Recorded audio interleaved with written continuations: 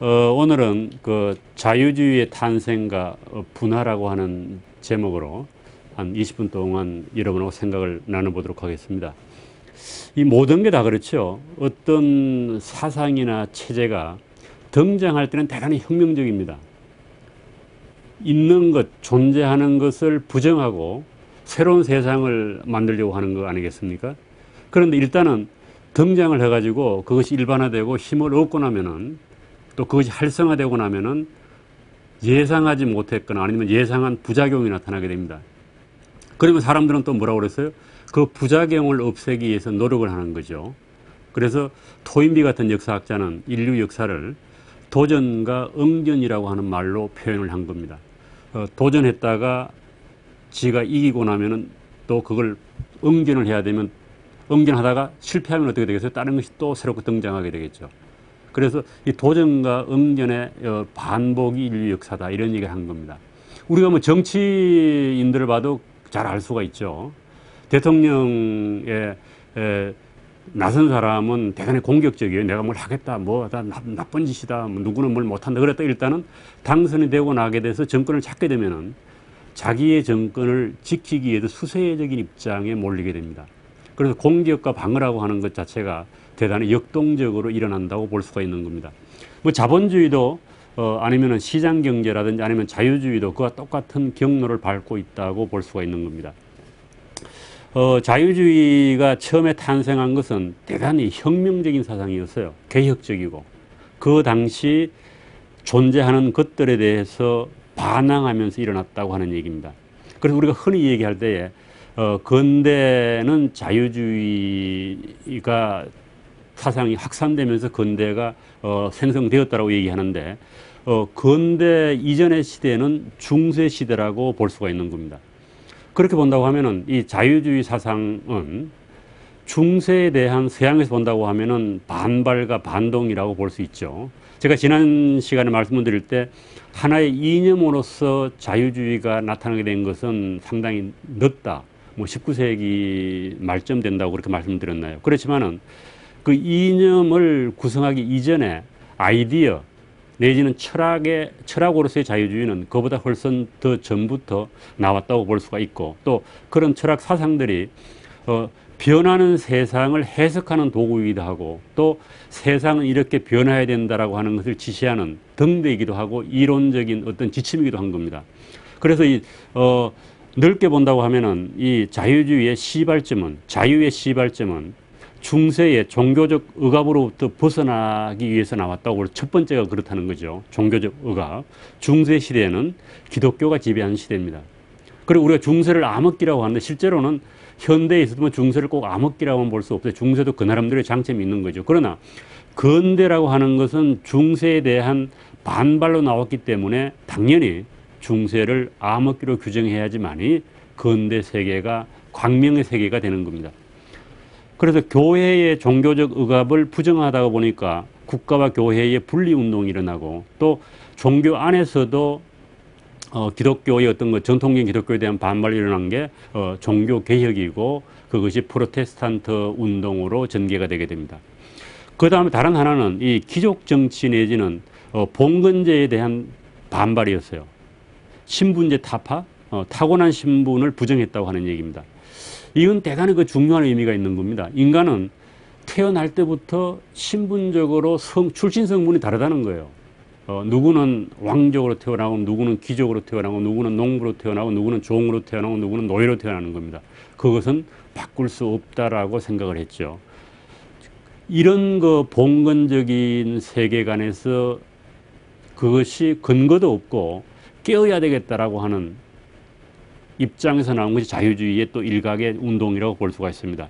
그런데 귀족 정치라고 하는 게 뭐예요? 결국 정권도 세습이 되는 거예요. 정권 세습이 우리나라 같은 경우도 뭐 19세기, 20세기 초반까지도 지극히 당연한 거로 생각이 됐죠. 지금 북한에서도 정권 세습은 당연하게 받아들여지고 있는 거죠. 우리 이런 것에 대한 반동이 있었다라고 하는 얘기입니다. 봉건제노의 탈피. 그리고 우리가 세 번째로 지적할 수 있는 것이, 국가 권력은 이건 국민으로부터 나온다는 거예요. 그래서 이렇게 혁명이 일어나지 않은 영국 같은 경우 보게 되면은 국가 권력이 왕에서, 귀족에서, 국민으로 이동하는 과정은 대단히 순차적으로 일어나게 됩니다. 처음에는 뭐예요? 입헌군주제를 했다. 그 다음에는 대의민주주의로 발전하게 됐죠. 영국은 대단히 점진적인 방법으로 권력이 국민의 손으로 넘어왔다고 볼 수가 있습니다. 이런 것들을 추동했던 역사적 사건이라고 하는 것이 프로테스탄트와 종교개혁, 그리고 1688년에 영국의 명예혁명, 그리고 76년에 미국 혁명이라고 볼 수 있고, 그리고 가장 큰 거는 1789년에 프랑스 혁명입니다. 혁명이 일어나면 뭐예요? 대개가 혁명을 정당화하는 선언서가 발표가 돼요. 미국 같은 경우도 1776년에 미국의 독립선언서가 발표됐죠. 이건 77년은 대단히 우리가 기념해야 할 그런 해죠. 아담 스미스의 국부론이 출간된 해이기도 합니다. 그 독립선언문을 보면 이런 얘기가 있어요. 모든 인간은 평등하게 창조되었고 양도할 수 없는 특정 권리들을 신으로부터 부여받았다. 그 권리들은 생명, 자유, 행복 추구의 권리가 포함된다는 것은 자명한 진실이다. 이러한 권리들을 확보하기 위해 인간들 사이에 정부가 성립되었으며 정부의 정당한 권력은 피치자의 동의에서 나온다.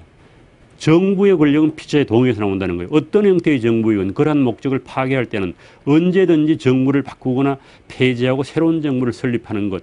곧 정부의 기초는 인민의 안전과 행복을 가장 효과적으로 확보한다는 원칙에 기반을 두고 인민의 안전과 행복을 더 잘 도모할 것으로 보이는 형태의 정부 권력을 설립하는 것은 인민의 권리이다. 그러니까 결국은 정부라고 하는 것은 인민들이 선택한다는 거죠. 뭐를 통해서? 선거를 통해서. 이것이 일종의 독립선언문에 나타난 선언문 형태였지만 이것이 곧 바로 정치 제도를 통해서 실현하게 되는 겁니다. 그 다음에 1789년에 일어난 그 프랑스 혁명선언을 보면요. 인간과 시민의 권리 선언이라고 해서 17개 항목으로 되어 있는데 그 내용은 앞에 것하고 되게 비슷합니다. 미국의 독립선언문과 비슷해요. 첫 번째가 인간은 그들의 권리 면에서 자유롭고 평등하게 태어나 항상 그렇게 존재한다. 그러므로 시민을 구별을 짓는 것은 오직 공적 효용에 입각해서만 이루어질 수가 있다. 두 번째로는 모든 정치적 결사의 목적은 인간의 자연적이고 절대적인 권리의 보존이다. 그리고 이것들은 자유, 재산, 안전, 압제에 대한 저항의 권리다. 인간의 권리를 타고났다는 거죠. 그 중요한 것이 자유, 자유의 권리, 재산의 권리, 안전의 권리, 압제에 대한 저항의 권리. 그리고 세 번째로 나오는 것이 국민은 본질적으로 모든 주권의 근원이다. 어떠한 개별적 인간이나 인간 집단도 국민들로부터 명시적으로 도출되지 않는 권리를 부여받을 수 없다. 이 얘기는 구체적으로 정치적인 어떤 성격을 지닌 선언문으로 나타나고 이런 것이 나타나게 되면 정치 체제가 바뀌게 됩니다. 미국의 독립선언을 발표하면서 미국은 영국으로부터 독립을 했고 프랑스 혁명은 왕을 단우대에 모가지를 날려버리고 새로운 정치 집단이 들어서게 된 거죠. 물론 프랑스 혁명에 대해서는 그 뒤에 자유주의자들이나 보수주의자들은 대단히 비판적인 입장을 견지했습니다. 그럼에도 불구하고 역사가 이렇게 변한다는 거죠. 어떤 사건, 정치적 사건을 계기로 해서. 그런데 이런 역사적 사건의 어떤 이념적 토대가 된 것은 철학이에요. 글쎄요. 이 철학자들이 자기들을 너무 높이평가해서 그런지 모르겠습니다만은 대체로 철학자들은 어떤 역사적 사건을 자기들의 철학에서 나왔다고 생각하는 경향이 있어요. 그것도 물론 뭐 일부는 잘못되고 일부는 뭐 옳은 얘기일 수 있겠죠. 그래서 흔히 얘기하기를 존 로크의 어떤 철학은 1688년 명예혁명을 정당화하는 것으로 쓰였다라고 얘기를 합니다.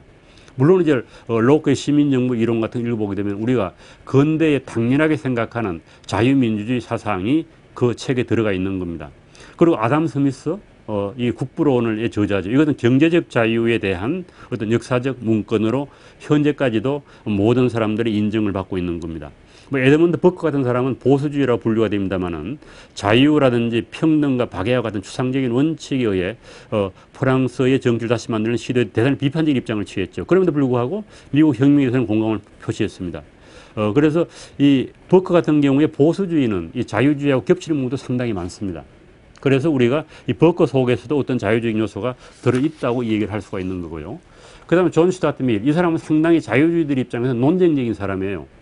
자유주의적인 사상을 가지고 있으면서 또 사회주의로 나갈 수 있는 길목을 마련했다. 그래서 존 스튜어트 밀이 1806년에 태어나가지고 1873년에 죽었는데요. 이 사람은 진짜 자유주의자. 아니냐에 대해서는 상당한 논란이 있습니다. 그럼에도 불구하고 자유론에 나오는 앞부분은 명백하게 그 자유주의의 철학을 잘 반영한다고 볼 수가 있습니다. 그 다음에 뭐 20세기 오게 되면 프리드리 하이에크라든지 로버트 노직, 이제 이런 사람들이 자유주의 대표자라고 볼 수가 있고, 물론 이제 넓은 의미에서 자유주의라고 보게 되면은 뭐 토마스 그린이나 호바우스 이런 사람들도 넓은 의미의 자유주의에 속하고, 또 오늘날 20세기에는 존 롤스 같은 철학자들도 넓은 의미에 보면 자유주의에 속한다고 볼 수 있는 거죠. 그러면은 이제 조금 더 이제 그 입장을 바꿔가지고 조금 현실적인 측면에서 보게 되면요, 이 자본주의가 오히려 자유주의의 추동이 됐다는 거예요. 달리 얘기하면 만약에 서양 근대에서 자본주의가 싹 트지 않았다고 하면 자유주의자도 없다는 얘기가 됩니다. 자유주의도 발달하지 못할 것이다라고 하는 얘기를 하는 사람도 많습니다. 그리고 실제로 그거는 상당 부분 설득력이 있는 주장이죠. 자본주의 발전은 자유주의 발전의 토대가 되었다는 거예요. 그건 뭔가 하면은 사회 경제적 변화로 봉건 제도가 이게 몰락하고, 봉건 제도가 농경사회 중심 아니겠습니까? 봉건 제도가 몰락하면서 신흥 부르주아지가 탄생한 거예요. 이거는 공장을 운영하는 사람, 상업에 종사하는 사람, 이건 물론 이런 계급이 출현하게 된 계기는 과학기술의 발전이라고 하는 것이 있습니다. 이러다 보니까 신흥 부르주아들은 돈이 많이 있게 되죠. 경제적 토대가 있죠. 그래서 자신의 이익에 부합하는 세상을 만들려고 했다고 볼 수가 있는 겁니다. 이렇게 본다고 하면은 이 자유주의라고 하는 것은 그 출발에 있어서는 부르주아지의 이데올로기에 틀림이 없어요. 그래서 자유주의를 폄하하는 사람들은 그것은 특정 계급의 이익을 옹호하는 이데올로기다라고 해서 대단히 비판적인 입장을 견지하고 있죠. 마크스 같은 경우도 대표적인 사람입니다. 그래서 자유주의를 폄하해서 부르주아 이데올로기에 불과하고 힘 있는 자를 정당화하는 이데올로기다, 이렇게 폄하를 합니다만은, 출발은 그렇게 했다고 하더라도 자유주의 이데올로기가 확산되면서부터 만인의 자유로 확산되고 부가 만인에게로 배급 전달되는 그런 새로운 현상이 나타나게 된 겁니다. 그래서 결국은 이 자본주의는 자유주의라고 하는 정책 이념으로 발전하면서 새로운 세상을 열어가게 됐습니다. 이거는 제가 그 자본주의 이해라고 하는 보울스라고 하는 그 경제학자가 쓴 책인데요. 거기에 이렇게 읽다 보니까 상당히 유익한 몇 가지 도표가 나오고 있습니다. 그래서 이 주로 자본주의 이해에 나오는 그 도표를 중심으로 해서 도대체 이 자본주의가 발전하면서부터 세상이 어떻게 변했는가라고 하는 것을 좀 살펴보도록 하겠습니다. 거기에 보게 되면은 재미나는 게 나오는데요. 과거 700년 동안 영국의 실질 임금이 어떻게 증가했는가라고 하는 도표가 나와요. 그 도표를 보게 되면 1624년부터 이제 통계를 냈는데요. 거의 변화가 없어요. 언제까지요? 1859년까지는 거의 변화가 없습니다. 거의 뭐 실질 임금 지수가 이렇게 100으로 잡는다고 하면 그냥 100에서 왔다 갔다 해요. 그러다가 급속하게 늘어난 것이 1929년에는 100을 기준으로 해서 볼 때 1929년에 이렇게 쭉 늘기 시작해가지고 1990년에 오게 되면 거의 700으로 올라가게 됩니다. 그러니까 무슨 말이에요? 1929년에서 1990년, 이게 불과 몇 년 사이입니까? 30년, 한 60년 사이에 실질 임금을 지수로 따지면 7배가 늘어난다는 거예요. 이거 어떻게 본다고 하면은 근대 산업 자본주의가 급속하게 발전하면서부터 어떻게 된 거예요? 실질 임금이 확실하게 늘어났다고 하는 얘기입니다. 그리고 지난 2000년 동안에 이제 1인당 세계 그 국내 총생산이 늘어나는 걸 보여주고 있는데요. 1000년도가 이 1인당 세계적 총생산을 435로 본다고 하면은 1820년에는 667이 됩니다. 그러다가 1998년이 되면 이것이 5700이 돼요. 그러니까 엄청나게 1820년도하고 비교해서 몇 배가 늘어난 거죠. 거의 10배 가까이, 10배는 안 돼, 한 8배 정도 늘어나게 됩니다. 이거의 추동력이 뭐냐면 왜 이렇게 늘어났느냐. 이거 우리가, 여러 가지 관점에서 고찰해 볼 필요가 있는 거죠. 그리고 이 도표를 또 보이는 걸 보게 되면요. 1780년대까지는 아시아가 서구를 앞서 있다가 1780년대를 계기로 해가지고 서구가 엄청나게 빠른 속도로 국내 총생산이 늘어나게, 아시아는 줄어들게 됐다가 1950년이 되면 아시아가 이렇게 늘어나게 돼요. 이런 걸 뭘 의미하냐면 이거는 명백하게 어느 사회의 자본주의가 시작이 돼서 자본주의가 발전하는 것하고 맥을 같이 하는 겁니다. 아시아가 1950년도에 근대화가 일어나면서 자본주의가 발전하게 되니까 서구하고 세계적인 국내 총생산 GDP에서 차지하는 비중이 늘어나게 되는 겁니다. 이런 거를 보더라도 자본주의는 부르주아의 이데올로기로 출발했지만은 그것이 전체 국민들에게 엄청난 영향을 미치게 되었다라고 하는 사실을 우리가 부정할 수 없게 됩니다. 그리고 또 하나의 그 도표는 자본주의와 인구 팽창이라고 하는 그 도표가 있는데 이건 우리가 그 진화론적인 입장에서 보더라도 역사가 발전한다고 하는 게 뭐냐 하면은 인구가 늘어나는 거예요. 물론 이제 우리는 인구가 늘어나는 것에 대해서 멜더스의 이론에 따라서 대단히 부정적인 생각을 갖고 있습니다만은 인구가 늘어난다고 해서 인류가 진보한다는 말과 똑같은 거예요. 요즘 우리 뭐 애들 안 나가지고 사회적으로 문제가 많죠. 또 한때 제가 어릴 때만 하더라도 인구를 줄여야 한다고 해가지고 산하 제한을 엄청나게 한 경우가 있어요. 박정희 정권 때요. 이건 뭐 세상이 이렇게 변하게 되면 그런 것도 바뀌게 되죠. 그래서 이 농업이 시작됐던 BC 1만 년 전의 인구하고 그때 뭐 우리가 추정을 뭐 어떻게 할 수 있겠습니까? 글쎄요. 그때가 뭐 정확한 추정은 없습니다만은 1억 명도 안 됐을 가능성이 높죠. 그래서 인구가 쭉 이렇게 변화가 없어요. 언제까지? BC 550년까지 변화가 없어요. 그러다가 조금 늘어나는 게 자본주의 도래하는 1450년 뭐 이게 한 1670년 이렇게 늘은 1600년대 1700, 800년대 그래서 이건 이제 뭐 도표를 확대해 봐야 되는데 이 도표에 따르면은 1850년대 산업혁명이 일어나고 현대의학이 보급되는 게 1940년 정도입니다. 그러다가 인구가 급속도로 늘어나요. 그래서 이 1950년 돼가지고 우리가 2000년도에 인구가 몇 명이라고 그랬죠? 60억이라고 그랬잖아요. 그러다가 2050년도가 되면 인구가 90억으로 늘어나게 됩니다. 그리고 이런 것들을 어떻게 본다고 하면은 자본주의와 시장 경제가 전파되면서 인구도 급속하게 늘어난다는 거예요. 물론 이제 좀 더 성숙한 자본주의나 잘 먹고 잘 살게 되면 사람들이 영악해져가지고 영리해져가지고 자기 본능을 거스르게 되죠. 그래서 선진국에서는 인구가 감소하는 추세가 있습니다만은 전반적으로 봐가지고 자본주의가 발전하면 부가 늘어나고 건강이 좋아지고 건강 환경이 좋아지고 인구가 늘어난다고는 부정할 수가 없습니다. 이런 거로 본다고 하면은 우리나라도 예외가 아니에요. 우리나라 같은 경우는 세계 주요국의 국민 소득의 추이를 보게 되면 우리나라 같은 경우는 이 도표가 보면 1954년도에 우리나라 국민 소득이 뭐 50달러도 안 됐잖아요. 그러다가 지금은 2만 달러를 넘어섰죠. 이게 불과 몇 년 사이입니까? 그래서 우리나라가 어떻게 저렇게 경제적으로 잘 살게 되었냐라고 하면은 그게 당연한 거죠. 산업화가 되고 자본주의적인 운영 방식으로 경제가 운영이 되고 시장 경제가 도입이 되고 그런 것들이 사람들로 하여금 잘 살아보겠다고 의욕을 북돋우고 이렇게 해가지고 사회가 전반적으로 부유하게 된 겁니다. 이걸 북한하고 비교해보면 이건 명확하게 알 수 있는 거 아니겠어요? 그리고 이 도표라고 하는 것도 보면 이게 우리나라만 그런 게 세계적인 추세가 그렇다는 겁니다. 인류 역사에서 본격적으로 자본주의가 발전한 그 시기는 시장경제 발전한 시기하고 같고 과학이 발전한 시기하고 같고 이거는 역사의 어떤 객관적인 데이터가 입증해 주는 거죠. 제가 어느 자료를 봤더니 대한민국에 대한 이 얘기가 나오는 건데요. 건국 당시와 현재 한국 경제, 이 현재라고 하는 2007년도 기준입니다. 경상 GDP를 억 달러로 했을 때에 1953년에 13억 달러였어요.